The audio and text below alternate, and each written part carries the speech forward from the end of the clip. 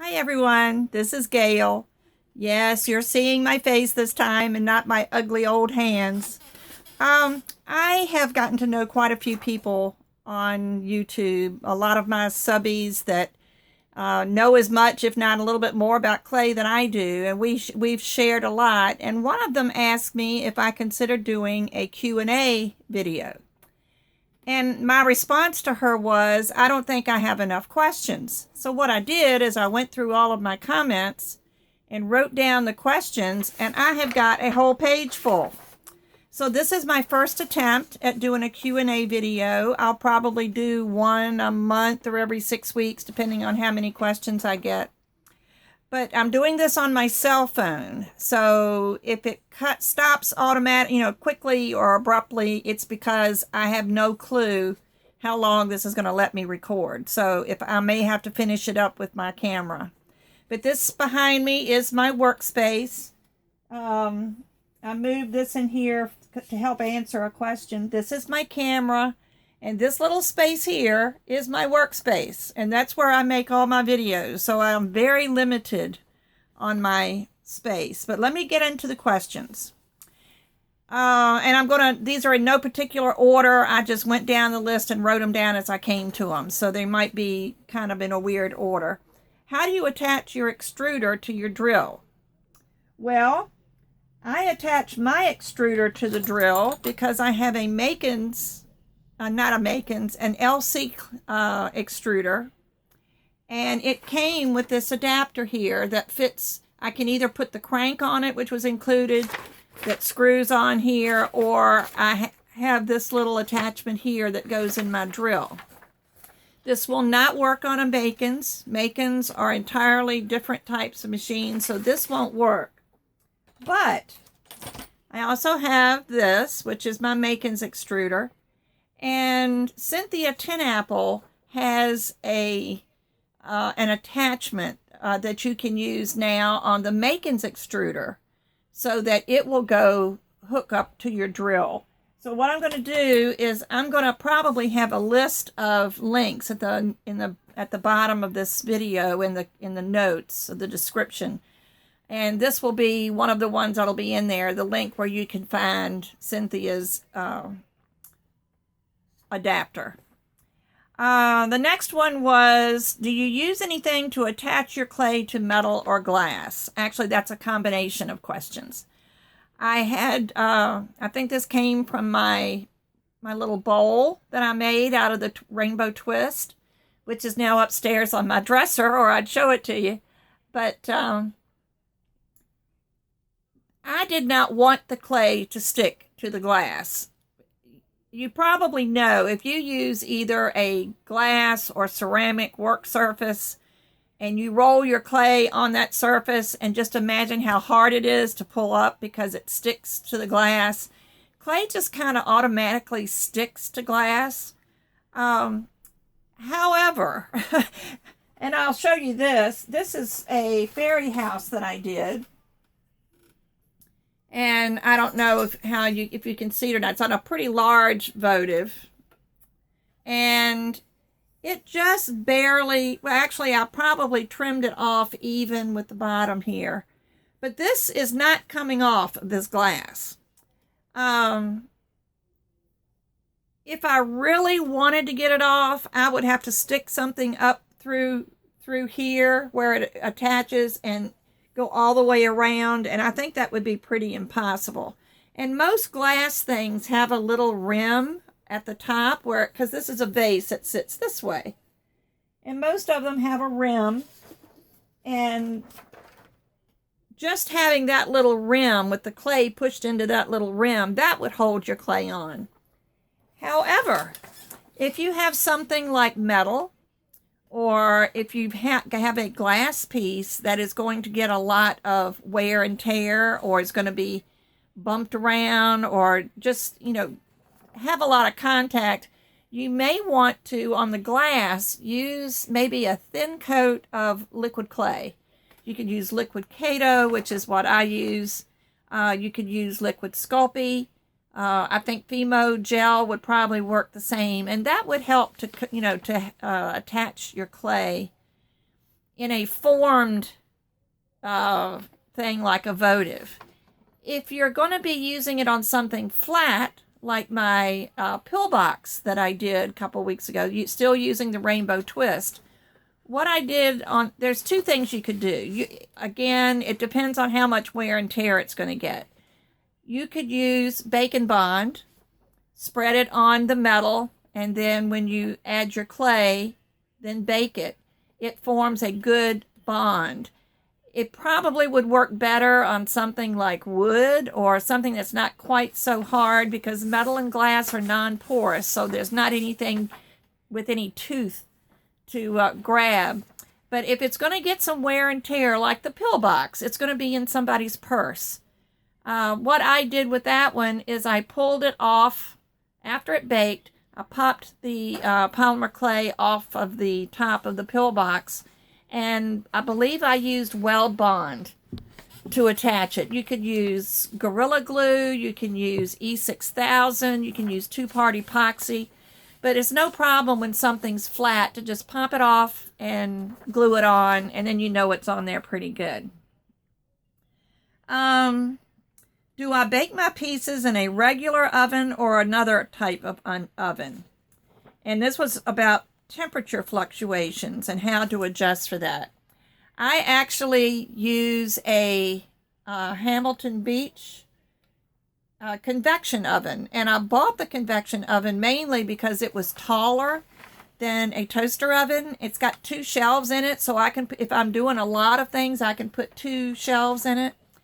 But also I can do tall things like the votive that I showed you. Just, that was pretty tall, and yet it fit in my convection oven. And I do believe that the fans that blow in a convection oven help to regulate the temperature. I've not had a lot of luck with toaster ovens, even though that's what I started out using. We had to be so careful about because in a toaster oven, the top element comes on no matter whether it's baking or whatever. That top element comes on, and that top element can scorch and burn. I would cover with foil or whatever, and I still had some problems, and sometimes the temperature would spike. So when I got the convection oven, I used an oven thermometer, and one thing is, don't go by the control on your oven for your temperature, because mine has to sit, it's sort of, let me look at it, it's sort of almost to like 290, I think it is, for it to reach 275. But what I do, once I figured that out, I don't touch the dial, because I bake everything at 275, and if it's Kato and it gets a little hotter, I don't care, because Kato can take like, 120, 130 degrees before it discolors. So, I don't worry about little fluctuations. It's better for the heat to go up a little bit than for it to not stay at the 275, because at 275, Primo and Kato clay will cure.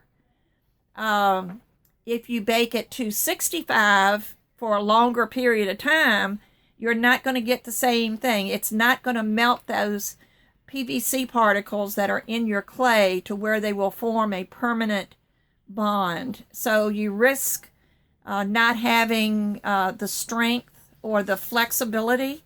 I don't know if you I like my clay to be flexible, because I know when it's flexible, it's cured totally.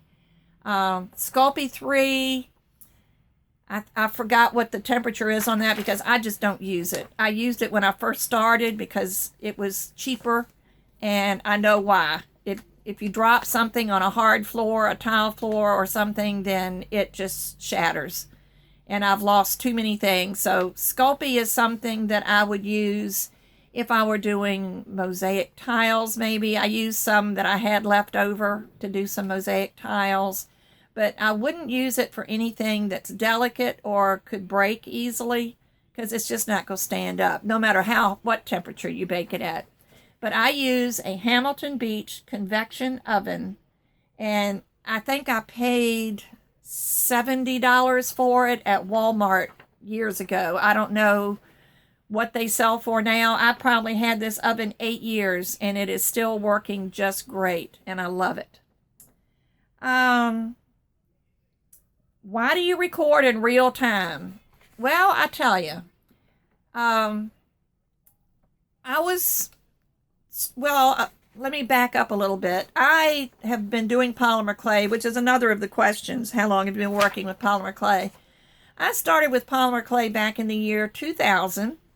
I moved to Florida and I didn't have any family with me. I went down there to keep a job.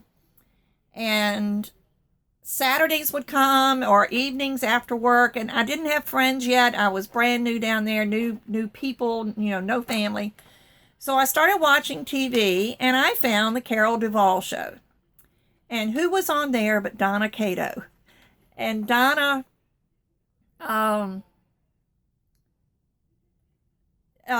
just fascinated me because I've always been a crafter. I've done so many different crafts, but I'm not the kind of crafter that likes to do what everybody else is doing. I always wanted to do something that was different. When cross stitch was popular, I wouldn't have touched cross stitch for anything. I know it's great, and I've got some beautiful pieces, and I know people that do marvelous work. But at that particular time, everybody was doing cross stitch, so I didn't want to do cross stitch. I'd never heard of polymer clay. So I started recording the Carol Duvall show because it came on during the week while I was at work. And so I would watch it at night. And Donna was on there several times. Kim Cavender was on there. Lisa Pavelka, Becky Meverden, just so many people. Linda Peterson, lots of people that were doing polymer clay. And I've been fortunate enough to get to know so many of these people. Donna Cato is a friend of mine, and we don't see each other often, but I love her. She's so generous with her knowledge and her talent. So anyway, to fast forward, I did clay for a long time, was involved in a lot of things. I was a board member of the National Polymer Clay Guild, which is now the International Polymer Clay Association. I was the vice president of membership. I helped with the first Synergy that was held in Baltimore, and I went to that, and I met a lot more people there. And but then my mother came to visit me, and she got sick while she was visiting me and ended up not being able to return home because she needed 24/7 care. And I had just retired, so I didn't have any reason not to let her stay with me. But she was so sick, and she had so many issues and was in the hospital at least once a week getting blood transfusions because she had a GI bleed they couldn't find or stop. And my whole life just kind of fell apart. So I had to stop doing my clay. I tried to keep doing it, but I just couldn't keep it up. I had to give up my position on the board at NPCG. I had to quit going to my guild meetings, which really hurt because that was a great place. But it just was overwhelming. Excuse me if I get a little emotional. So after taking care of her myself for a year, I came back to Virginia because I just had to have help. And I was out of clay for, I would say, 5 years. And when I got back lost my mother and bought a house and had a space where I could clay, I started setting up a studio, and I was looking for a place to get started. And it's like when you don't have a life for 5 years, it's hard to get one back again. I met some people here in the Richmond area, and we used to get together in clay and just have a wonderful time, and I cherish those times. And I just needed my voice again. So I started watching YouTube videos. And I would watch and watch and watch and watch. And I found Sarah Hayes, who is my Serenity Crafts. She was doing, at the time, some polymer clay mosaics, which is something I had never done. And I knew Lori Micah. I'd seen her work. And Lori's work is sort of gothic, or I don't know, it's dark, and I mean, it's gorgeous. It's beautiful. Don't get me wrong. I think she's extremely talented. But Sarah's tiles were so bright. She would do blues and greens and pinks, and she introduced me to stickles and things like that. And I started watching her, and I kind of started finding my voice again. So Sarah and she didn't evidently was a beginner with polymer clay. Sometimes she would fumble with something, and I kept thinking, oh, I wish I could, this was live so I could give her some help, because I know just how to tell her to do this, to make it easier. And I would send her a message, and she would message back. So we got to messaging back and forth. And she started asking me why I didn't do YouTube videos. Well, I had no idea how to do a video. So with her help and her encouragement, I got a video camera, and this is it right here. This is my video camera aimed straight down at my work surface, and just studied and studied and studied for the longest time, and finally I just bit the bullet and made a video. And I know I fumbled through it. It's hard to learn how to talk to nobody.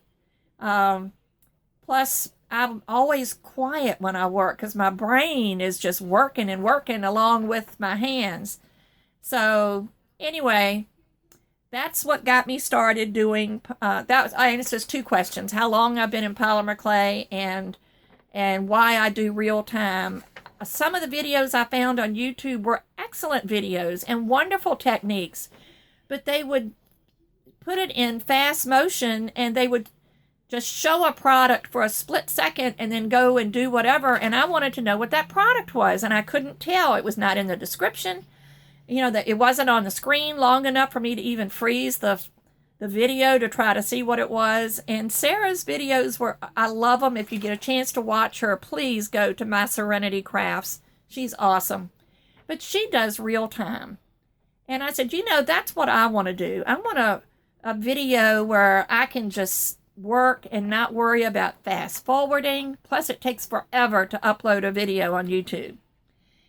So, that's why I do real time. I just figured that if I liked it, maybe there were other people out there that like it. And I've gotten so many people that have thanked me for doing the real time videos, and even for taping my mess ups, because they get to see how to fix them sometimes.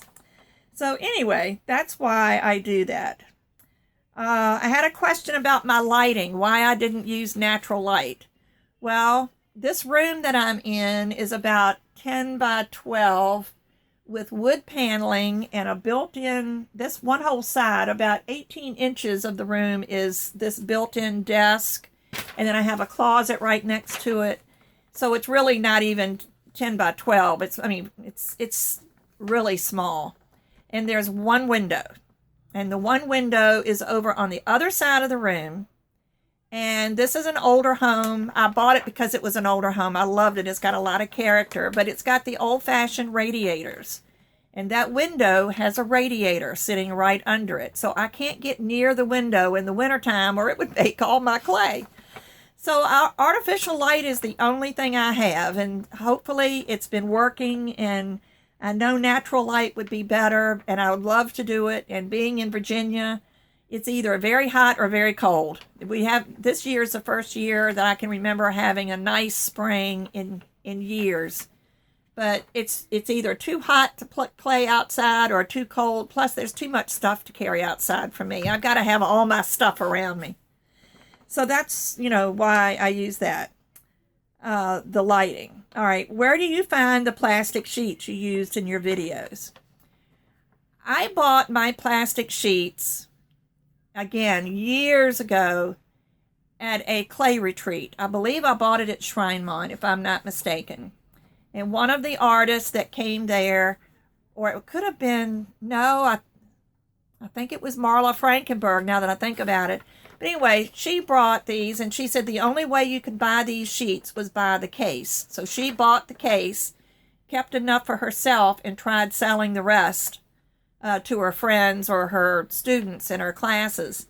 So I bought 2 from her, and I still have them. I still have both boxes. I had one from my travel case that I had, and one that I kept in my studio. and they still last, but they're awesome for cutting through with a cutter, to make a beveled edge.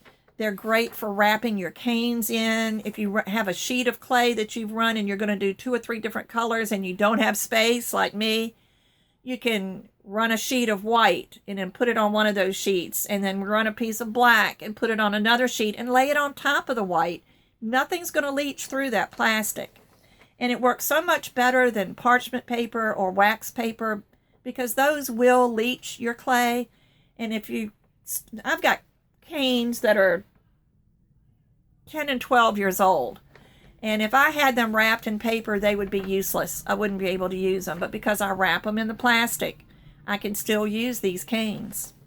So I will also I have found, I don't think PaperCon makes the plastic anymore. If they do, I apologize. But I've looked and all I can find is parchment paper. But one of my subbies sent me a website that had a different maker, and it had these sheets on it, and she asked if these were the same thing, and they were not. They were parchment paper, but I did a search on that same website for plastic deli sheets and found some that are I think they're exactly like what I've got. But, plastic deli sheets is what you need to look for, and I'm going to post the link to that in the description also, so that you can have that link if you want to use the plastic deli sheets, and you can buy a box, which is awesome.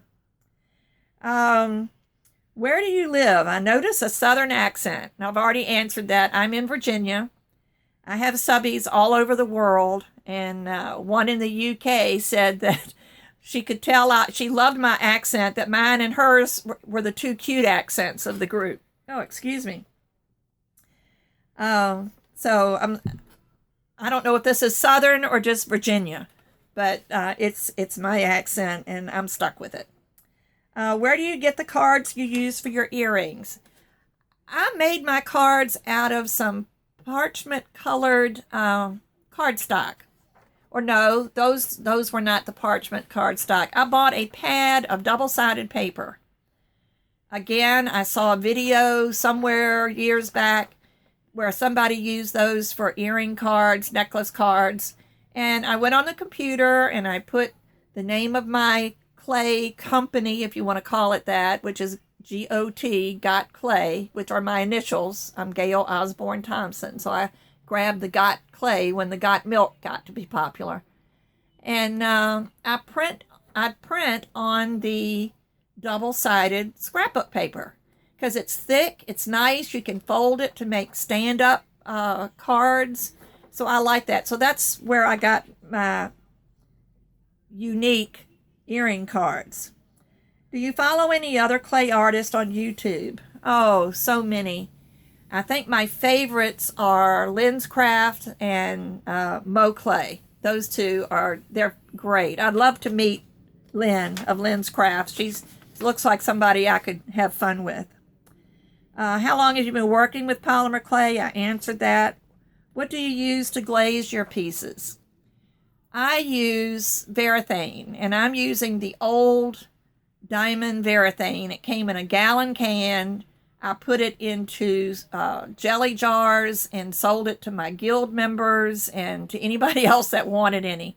My daughter used it with her glass painting stuff as a sealer for that, because if you paint with glass or glass paints, they maintain a little stickiness and paper, and it's hard to store things like that. And she has put the Varathane on that. And Varathane is a floor sealer for hardwood floors. There are 2 types. There's a water-based and an oil-based. Polymer clay has to have the water-based. If you use the oil-based, it will dry, and then in 2 months, it's going to be sticky. So it'll react with the clay. So you've got to be careful what you coat your clay with. I've seen people that, and I don't understand, they use clear fingernail polish. Well, it might look good at the beginning, but after a couple of months, that clear polish is going to turn around and get sticky because it's not water-based. And I don't know, maybe I'm wrong, but I've had things that have turned out sticky and stayed sticky no matter what I tried to do to dry it off. And it's not something, especially if you want to give a gift or if you sell your products, you don't want to sell something that is going to deteriorate in 2 months. So I would suggest either the Varathane. It's been sold to Rust-Oleum, I believe, and now you can even find it in little half pint cans, so on Amazon. So that would be great. But that's what I use, is Varathane. You can also use Future Floor Finish. That does well. You can use the Sculpey Glaze. That's all that I personally have tried. Although I don't glaze my pieces unless it's something that really needs the protection. If I'm putting a mica powder on after it's baked and it's a piece of jewelry and is going to rub against your neck